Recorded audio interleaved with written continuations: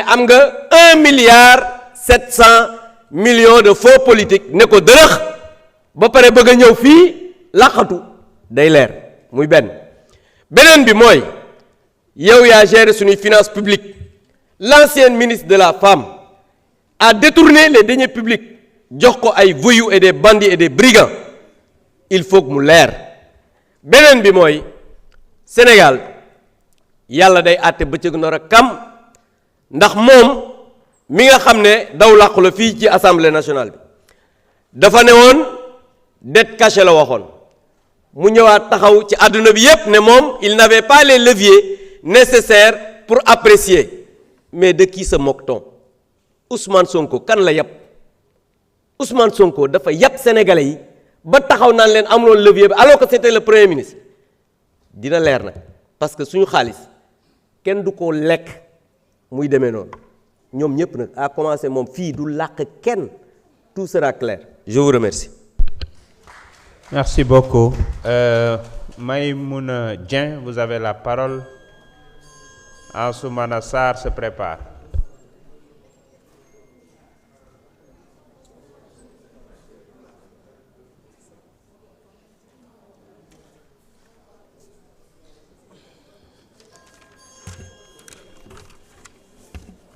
Merci, Monsieur le Président. Messieurs les ministres, honorables collègues, nous examinons aujourd'hui un document qui orientera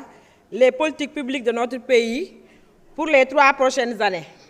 3 ans, c'est le temps nécessaire pour transformer durablement la vie de nos concitoyens, si les choix budgétaires sont les bons. Le rapport des auditions ministérielles montre que les ambitions de l'État sont réelles. S'il vous plaît, chers collègues. Notre responsabilité est désormais de faire en sorte que ces ambitions produisent les résultats concrets pour les populations. Je voudrais d'abord parler des femmes, celles qui portent notre économie et nos familles dans le silence, les agricultrices, les commerçantes, les transformatrices, les mères de famille. Lorsqu'on vote un budget, ce sont elles que nous devons avoir à l'esprit. Je me réjouis que la santé soit une priorité du DPBEP. Mais une bonne politique de santé ne se mesure pas seulement au nombre d'infrastructures construites. Elle se mesure aussi à l'accès effectif aux soins, à la disponibilité des médicaments, à la présence de personnel qualifié dans les zones rurales et à la capacité des familles les plus modestes à se soigner sans s'endetter. Je voudrais également attirer l'attention sur les personnes les plus vulnérables, les personnes vivant avec un handicap, les personnes âgées, les veuves, les enfants en situation de précarité. La consolidation budgétaire est nécessaire, mais elle ne doit jamais se faire au détriment de la protection sociale. Les dépenses sociales ne sont pas une charge, elles traduisent nos valeurs de solidarité. En tant que parlementaire attaché au monde rural, je souhaite insister sur la place des femmes rurales. Elles produisent, transforment et nourrissent le pays, mais elles rencontrent encore de nombreuses difficultés d'accès aux fonciers, au financement, aux équipements et aux marchés. Si nous voulons atteindre notre souveraineté alimentaire, nous devons leur donner davantage de moyens et de confiance. Le rapport souligne également l'importance de territorialiser les investissements. J'ajouterai qu'il faut aussi territorialiser la justice sociale afin que chaque région bénéficie d'un meilleur accès aux soins, à la protection sociale et aux opportunités économiques. Enfin, notre pays entre dans une nouvelle ère avec les revenus du pétrole et du gaz. Ces ressources doivent prioritairement financer des investissements utiles aux populations, des centres de santé, des maternités, des forages, des infrastructures rurales et des programmes d'autonomisation des femmes et des jeunes. Monsieur le Président, dans 3 ans, nos concitoyens ne nous demanderont pas combien de documents nous avons adoptés. Ils nous demanderont simplement si leur vie s'est améliorée.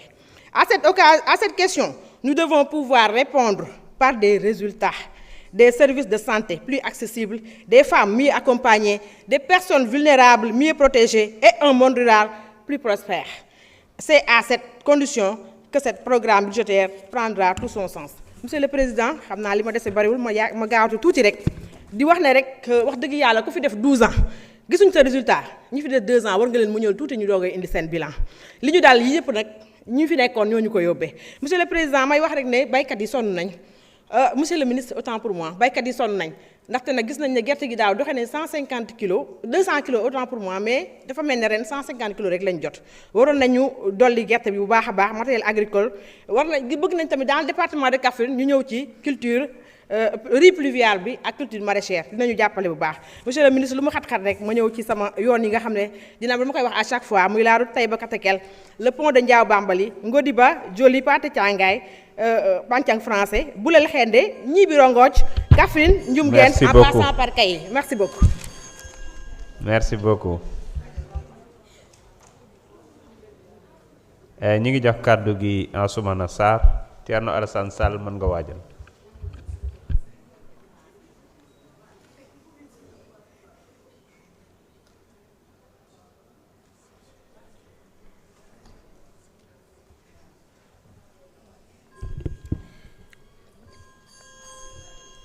Salaamaaleykum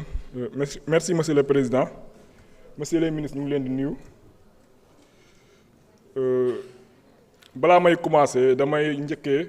massawu population Île du Saloum maanaam arrondissement de Niodior bi nga xam ne ay weer a ngi nii waxuma la weer sami am na ñoo xam ne ay at amuñu ndox donc di la ko yóbbante monsieur le ministre mais di la ko yóbbante surtout monsieur le ministre Bakary Sarr comme say voisins lañ donc ñu xamal la ne ay weer a ngi nii amuñu ndox leneen li mooy côté courant toujours les îles du Saloum monsieur le ministre des finances donc on a un projet d'électrification des îles du Saloum boo xam ne depuis des années ñu ngi koy dérouler mais ba léegi sa réalisation tarde donc ñu ngi lay ñaan monsieur le ministre donc par rapport aux îles du Saloum ñu dañu enclavé d'abord géographiquement donc bu ñu ci bëggee boole enclavé ay ñàkk ndox ñàkk courant day gën a métti donc ñu leen di ñaan ngeen jàppale leen bu baax et c'est pareil pour l'ensemble du département de Foundiougne fi ma jóge donc amuñu yoon amuñu ndox amuñu courant mais surtout le port de Foundiougne bi nga xam ne espoir la ba léegi ça a été inauguré depuis je crois 2019 mais ba léegi mënul fonctionner le DAC de Niombato ba léegi gaa yaa ngi xaar mais ba léegi aussi ça tarde à démarrer su ma ñëwee ci document bi proprement dit donc d'abord di leen féliciter par rapport à la subvention énergétique donc au départ si loi de finances initiale bi c'était 250 milliards qui étaient prévus on a vu que vous êtes allé jusqu'à 729 milliards pour supporter le choc énergétique qui résulte du conflit en Moyen-Orient mais monsieur le ministre ñu ngi lay laaj da nga wax avec les difficultés qu'il y a au Moyen-Orient donc la croissance est maintenant projetée à 3,2%. Donc on va observer un recul de 1,8 alors qu'au niveau mondial et au niveau de l'Afrique subsaharienne la descente est moins importante. Pourquoi au Sénégal ñun ñu mën a subir une perte de moins 1,8 alors qu'au niveau mondial et au niveau subsaharien le choc n'est pas allé aussi